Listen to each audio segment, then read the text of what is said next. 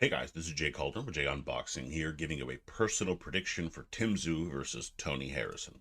And as always, this is just my take, of course. Your prediction can be left down in the comments section below. Would love to hear yours on this one as well, because it's certainly a good fight. I think a pretty interesting, tough fight, and certainly one that could be very interesting on the night. So love to hear all your picks, your bets, all that good stuff down in the comments section below. And a little bit of fight info here. This is Tszyu taking on Tony Harrison. This will be at the QUDOS Bank Arena in Sydney, Australia, airing live on Showtime in the junior middleweight division with sort of a Jermell Charlo shot on the line. And it's a very intriguing fight that we have here, in my opinion. It's not a title fight, but a decent bit is on the line for both men, certainly. Tszyu really didn't have to take this fight, but it was a solid one to take while he waits out Jermell Charlo, who suffered an injury and postponed their initial world title fight.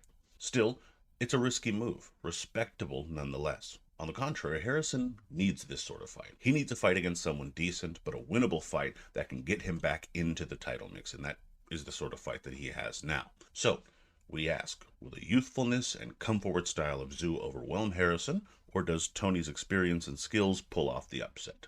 Let's break this one down. Starting with Tszyu. For Tszyu to win, I think you want to work the body. And I think this is good for a couple of reasons. For Tszyu, you don't have as long a reach. You're a shorter fighter, but you are a stocky guy. You do have some width to your body. So you're going to want to use that. The best way is, of course, to get inside and start doing your work there. Now, of course, the way you get inside can be done a couple of ways. Of course, you can double jab your way in, you can feint, you can just straight up bully him if you happen to get inside his particular range as well. Once you're there, you're going to need to work the body. He has a nice tall frame. He's giving you a target there anyway. You're going to want to take advantage of it. So again, you need to get inside, and this is going to help you score when you're there. This will also take away some of Harrison's underrated power. When you can help a guy fade a bit quicker in the fight, takes a little bit of snap off of his punches, and Harrison does have more power than I think people give him credit for, so this is something I think Tszyu's looking to do in this fight as well. And of course, one of the best things that body attacks can open up for you are those shots upstairs. That's what Tszyu's going to be looking to land eventually, whether it's the uppercut, whether it's the hook. He needs to get that going by lowering the guard of Harrison, and this can be done by attacking the body. And as mentioned, land the uppercut.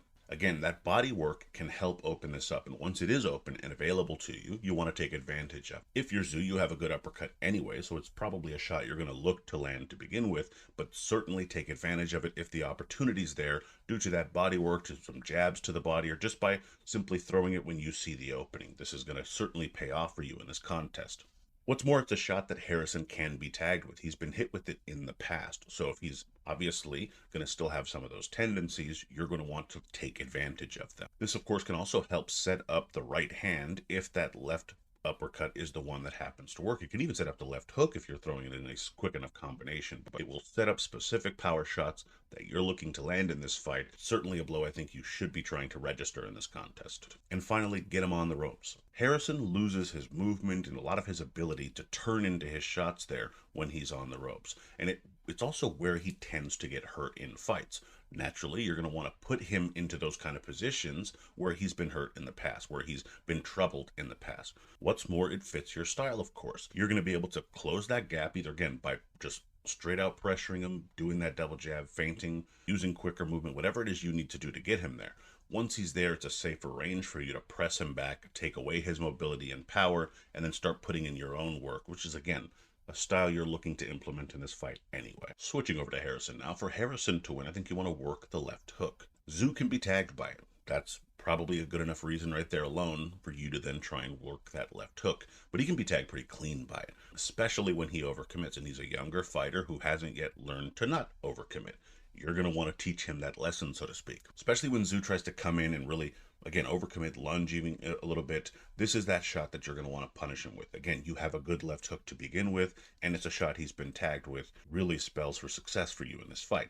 It also is, again, a shot that you can use to set up that right hand that has dropped Tszyu before. A right hand that you have a good one for. This is certainly a shot you're going to want to set up as well, and that left hook does that. So it's, I think, a blow that you can land well. I think you have fast hands, and if you were to trade left hooks with Tszyu, I think yours gets there better and quicker because of that range as well. So it's certainly a shot that I think you should invest in for this fight. I would also say keep him at bay. You know, there's a possibility that you, as an older, more experienced fighter, might want to just try and rough him up and take him to the trenches. And I think that's possible. But again, the risk here is that you have been stopped in the past, and that's the sort of fight that Tszyu is kind of accustomed to. You want to take him out of his comfort zone. One of the ways of doing that is making him box and keeping him at distance in doing so. You have quite a bit of range on you, more reach than him. Use it. Use a jab, double it up when you need to. You get in trouble during closer exchanges, so this is going to, of course, help you avoid it, and it's going to set up those power shots that have troubled Tszyu in the past, at least once or twice, that you have troubled opponents with. So again, it's putting you in a more comfortable position and putting Tszyu in a less comfortable position, and that's what most of these keys are for. It's trying to increase your comfort level. And finally, I would say start fast, finish strong. Now, of course, this doesn't mean give up those middle rounds, but you have to be cognizant of the situation here. You're away from home. You want to make sure you build a lead and then make sure you keep it down the stretch. That's vitally important when you're trying to leave an impression on the judges, and you have to make it a lasting one, which is why you have to finish strong as well. You can't just come rushing out of the gate and hope that those 3, 4, 5 rounds early on are going to leave enough of an impression to win you this fight.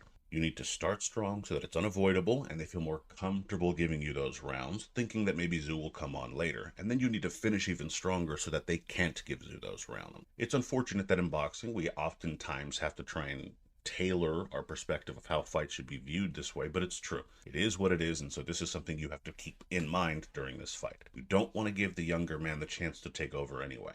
Because again, while the judges might be a little bit screwy, the fact is you're still in a fight.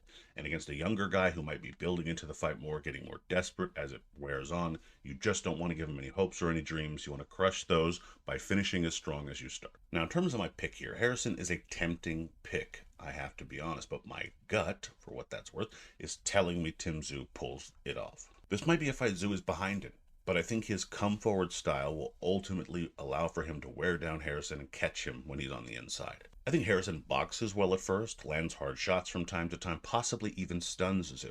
However, Tim will be patient, work his way inside, and begin to land those body blows and that left hand, both with the uppercut and the hook, that I think begin to wear on Harrison. In the middle rounds, Tim will get going, pushing Harrison back more and more, possibly dropping the American. I do think Harrison gets back up, but Tszyu picks up more points as the rounds progress and finishes the fight a bit stronger. In the end, your winner, Tszyu, via close, unanimous decision.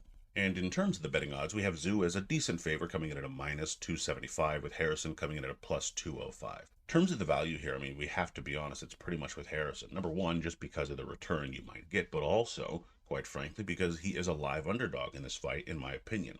Yes, Tszyu has looked good. He's had his moments. He looks like a younger fighter. Well, he is a younger fighter, but he looks like a fresher fighter coming into a fight at a good moment in his career. Having said that, Harrison punches with underrated power. He's got some speed to him. He can box a little bit. He has, again, experience at the top level. Is it the biggest shock in the world if he proves me wrong and many other people wrong, the odds makers wrong, and stops Tszyu in this fight or picks up a win? Not really. Again, picks up a win maybe by decision in Australia might shock me, but in general, that's not really going to shock me here. It's a fight that I definitely think Harrison can win. So in terms of the betting odds, if you're to lay something on a money line, to me, it makes more sense to do something small on Harrison. It's not a Hail Mary bet, so to speak. You know, it could be on this sort of more fuller side, shall we say, of a small bet, but certainly something, again, that is very possible in this fight, so that could potentially pique your curiosity there.